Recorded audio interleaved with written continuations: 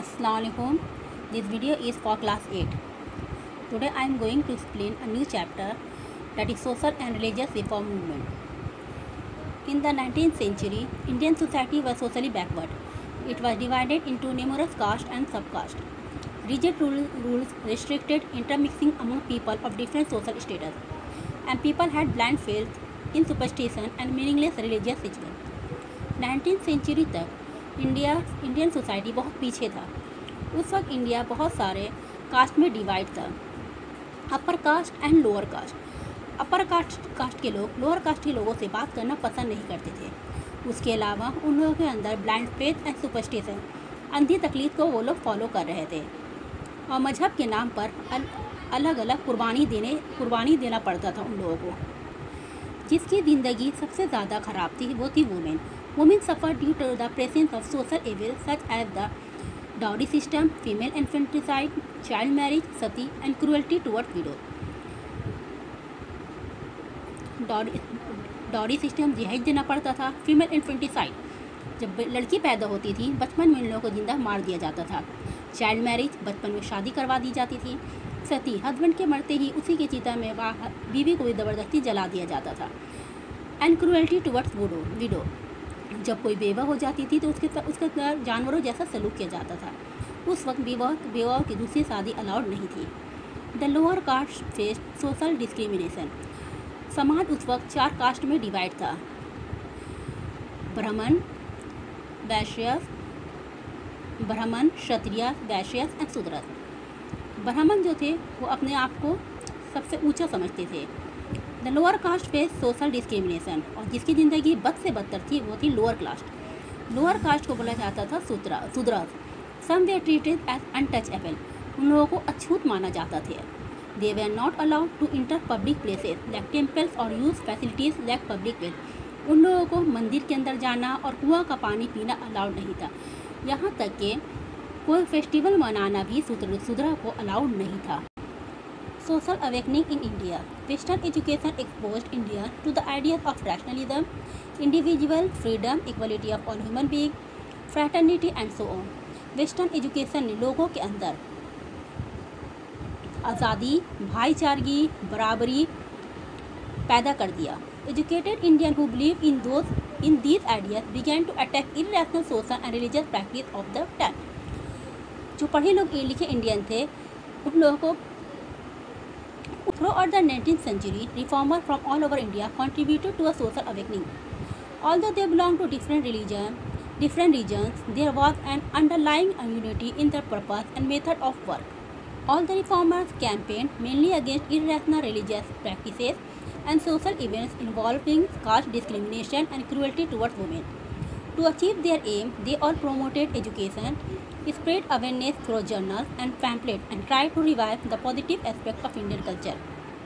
Western education हासिल करने के बाद कुछ पढ़े लिखे लोगों ने समाज में फैली हुई बुराई को दूर करने की कोशिश की। वो लोग एक ही इलाके के नहीं थे, अलग अलग डिफरेंट रीजन के रहने वाले थे, लेकिन उन लोगों का मकसद एक था, समाज में फैली हुई बुराई को दूर करना और वुमेन के साथ जो जुल्म हो रहा है वुमेन का कुछ ऐसा काम करना जिससे वुमेन की ज़िंदगी सुधर जाए। अब टू अचीव देयर एम, अपने इस मकसद को पूरा करने के लिए दे ऑल प्रोमोटेड एजुकेशन, उन लोगों ने पढ़ाई को बढ़ावा दिया। स्प्रेड अवेयरनेस थ्रू जर्नल, और अपने सोच को चारों तरफ फैलाया। किसके ज़रिए फैलाना शुरू कर दिए?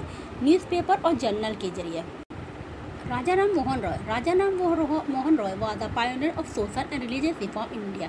राजा राम मोहन रॉय हिंदुस्तान के एक बहुत बड़े रिफॉर्मर थे। He was born in an Orthodox Brahmin family of Bengal in 1772. उनकी पैदाइश बंगाल के एक ब्राह्मण फैमिली में 1772 में हुई। He went to England as an envoy of the Mughal Emperor Akbar II, who had given him the title of Raja. Rammohn died in Bristol, England in 1883. वो England गए और उनको टाइटल मिला राजा का। राजा का टाइटल वो किसने दिया था? Emperor Akbar II। राममोहन राय का इंतकाल इंग्लैंड में 1833 में हुआ। Rammohan Roy favoured monotheism. हालांकि वो ब्राह्मण थे, लेकिन उनका मानना था कि भगवान एक है, इसलिए वो एक ही भगवान की वो मानते थे। ही अपोज्ड आइडल वर्शिप, मूर्ति का पूजा करना, एंड मीनिंगलेस रिचुअल, और दूसरी रिचुअल को वो नहीं मानते थे, which he believe gave rise to superstition and social evil. उनका मानना था अलग अलग रिचुअल के वजह से समाज में बुराई फैल रही है। He published Bengali translation of the Vedas and the Upanishad to prove his point. अपना इसी बात को साबित करने के लिए उन्होंने वेदा और उपनिषद का बंगाली में ट्रांसलेशन किया। ही ऑर्गेनाइज द आत्मीय सभा इन 1814। उन्होंने एक समाज सभा की बुनियाद डाली। सभा के मतलब होता है असेंबली। 1814 में to spread rational religious idea. मजहब में अच्छाई जो है उसको बढ़ाने के लिए उन्होंने आत्मीय सभा नाम का एक असेंबली की बुनियाद डाली। एज अ सोशल रिफॉर्मर इन 1820 जो है उसको बढ़ाने के लिए उन्होंने आत्मीय सभा नाम का एक असेंबली की बुनियाद डाली। As a social reformer in 1828 Ram Mohan Roy founded the Brahmo Sabha. 1828 में उन्होंने ब्रह्मो सभा की बुनियाद डाली, जो बाद में ब्रह्मो समाज के नाम से फेमस हुआ। टू कैंपेन अगेंस्ट, इस सभा में social events such as sati, polygamy, child marriage, female infanticide and caste discrimination and to demand the right of inherited property for women. इस सभा में यह बताया जाता था कि sati, polygamy, child marriage, female infanticide and caste discrimination, ये सब जो चीज़ है वो हटाना है। And to demand the right of inheritance of property for women, और प्रॉपर्टी में वुमेन का भी हिस्सा है। द समाज campaign against Sati one the supporter. इसके अलावा उन्होंने सती के अगेंस्ट में आवाज़। And at last with the help of Lord William Bentinck who made the practice illegal इन 1829, और 1829 में विलियम बेंटिक की मदद से सती इलीगल हो गया। Ram Mohan Rai has often been called the father of modern India. Ram Mohan Rai को अक्सर फादर ऑफ मॉडर्न इंडिया कहा जाता है। He dream of bringing together the positive aspect of eastern and western culture. वो ईस्टर्न और वेस्टर्न कल्चर को दोनों साथ में रखना चाहते थे। He supported the introduction of English education in India. इसलिए इंडिया में इंग्लिश एजुकेशन के वो फेवर थे। Along with the Scottish scholar David Hare and the Scottish missionary Alexander Duff, he established the Hindu College at Calcutta in 1817। 1817 में उन्होंने David हैरे और Alexander डफ की मदद से एक कॉलेज का बुनियाद डाला, जिसका नाम हिंदू कॉलेज रखा गया। इन 1825 ही फाउंडेड द वेदांता कॉलेज। उसके अलावा एक और कॉलेज वेदांता कॉलेज 1825 में बुनियाद डाली। Ram Mohan Rai published many journal at the Sambad Kaumudi to educate the public on issue like freedom of the press, appointment of Indian to high post and so. उन्होंने बहुत सारा जर्नल पब्लिश किया, जैसे Sambad Kaumudi, to educate the public on issue like freedom of press, ताकि press में कुछ भी छापने का इंडियन को आज़ादी मिल जाए। Appointment of Indian to high post and so on. उसको ब्रिटिश इंडियन को हाई पोस्ट में अपॉइंट नहीं करते थे, उसके खिलाफ उन्होंने आवाज़ उठाई। Brahmo Samaj continue its work even after Ram Mohan Roy's death. Ram Mohan Roy के मरने के बाद भी ब्रह्मो समाज अच्छा से चलता रहा। Later on Devendranath Tagore became the leader of the Samaj. उसके बाद इस समाज के लीडर देवेंद्रनाथ टैगोर हो गए। Devendranath opposed idol worship but laid great stress on spiritualism. Devendranath को आइडल वर्शिप पसंद नहीं था। He introduce regular session of reading from the Upanishad and formal worship of the one supreme God.